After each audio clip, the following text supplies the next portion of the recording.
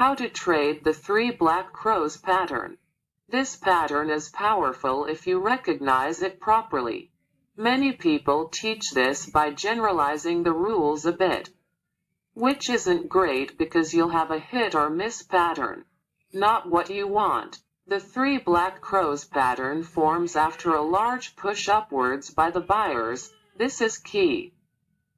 If you see three bearish candles in a row, but don't follow a previous bullish surge, then they are exactly three bearish candles and not the pattern we look out for.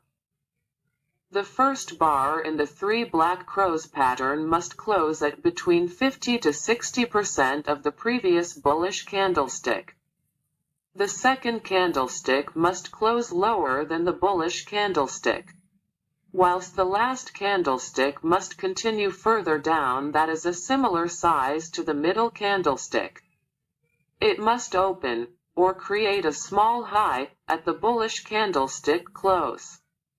On top of this rule, each candlestick must be creating new lower lows and closing near these lows too.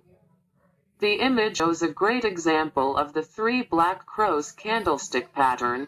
These rules are important. Otherwise, you're just trading into three random bearish candlesticks. Quick action summary of the three black crows pattern. Where is it usually found? At the end of an uptrend and after a large, volatile push. Number of candlesticks to complete pattern. 3. What type of signal is generated? Reversal. Strength of signal. Very strong. What it means in terms of buyers, sellers momentum. The current buyers have quickly pushed prices higher too aggressively and lost power, hit a series of sell orders. The sellers take advantage of and take the price lower. This is also a combination of profit taking from large moves.